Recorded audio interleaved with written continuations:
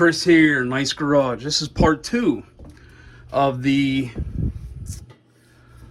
backup generator install. So basically what I wanted, again, like I said in the video of the actual generator, was I wanted something portable.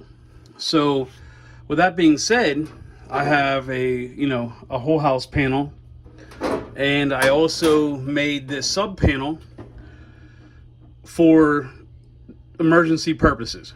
Now, with that being said, the reason why I did this and not, I could have probably done something with the main panel, but I decided to go with a small sub panel.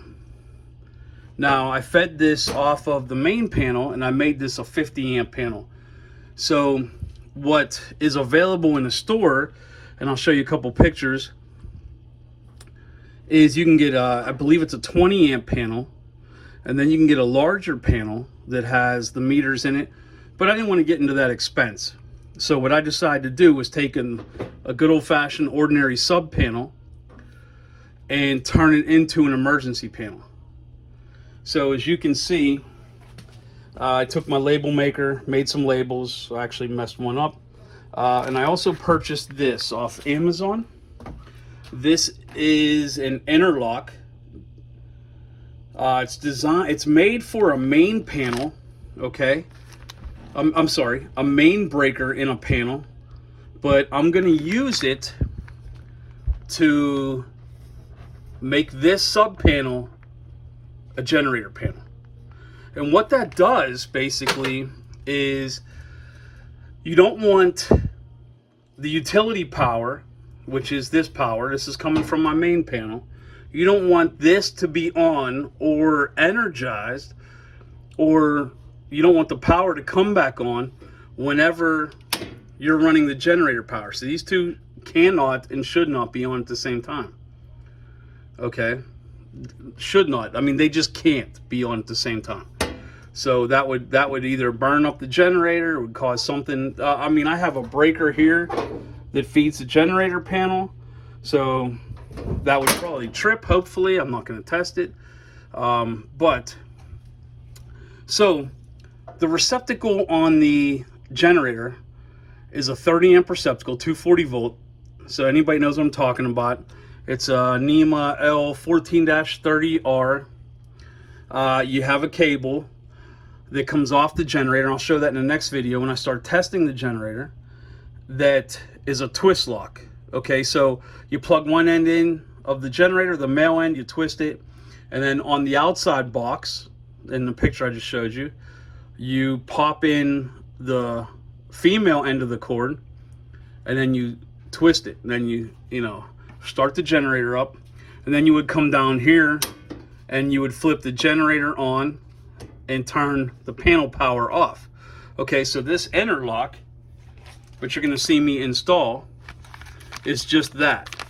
This keeps you, this stops it from, literally you can't have both on at the same time. And that's what you need. You need the generator power completely separate from the panel power. So I'm going to go ahead and get this installed. So here are the 4 parts out of the bag. As you can see, this comes apart. This is the bolt. It's designed, you can't tighten it down too tight and squish it, so it moves freely once it's installed. And as you can see, these are these slots and this slot. I think there possibly may be too much material on here, but we'll see once I get it installed. So what I'm going to do is I'm going to mark this, the center of these 2 breakers, and then I'm going to measure this. I'm going to mount this directly in the center between the 2. Now once I bolt the interlock on, I'll see if material needs moved, which I think it does. I think right now basically the stop may hit one of the breaker tabs, so we'll find out after I get it mounted.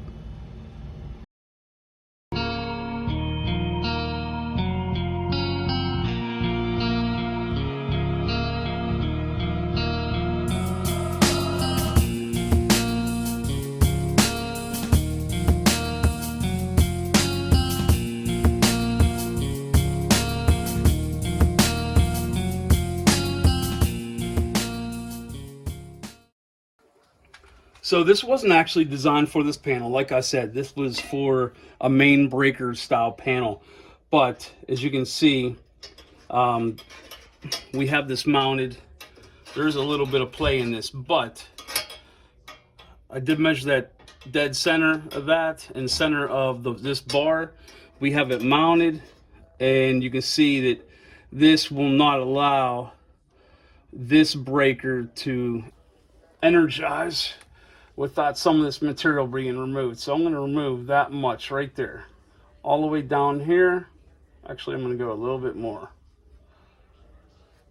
and that should allow me to have a little bit of play that it'll go between both breakers. All right, so I got one of these guys. If anybody has seen this or hasn't seen it, this is, I have a little toolbox in my basement, and I went down the garage and picked this up. But this is a little Milwaukee cutoff wheel. So I'm going to trim this material.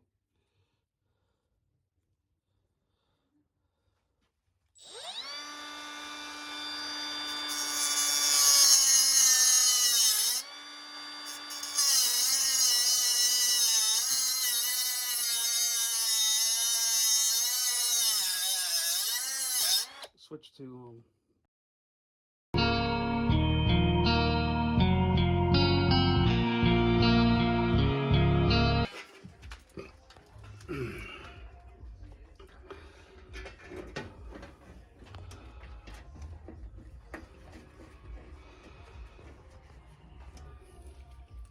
so as you can see, I was able to remove that material.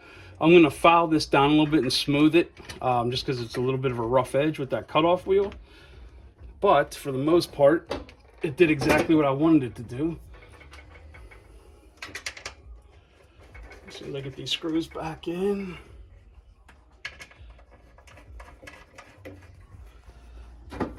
Okay, so again, this whole purpose of this, and this is exactly what I wanted you to do and see, is I cannot energize the generator and have the panel power on at the same time. So I shut this off, lift this up, turn the generator panel on. Now there's no possible way to put the panel power from the main panel on. So there's my interlock. Does exactly what I want to do. I'll clean this up a little bit, and then we'll move on to the next part of the series, which is firing up the generator, showing you how it's connected to the house, and then testing it and under load and seeing if it's doing what it's rated to do. So thanks guys, stay tuned for more.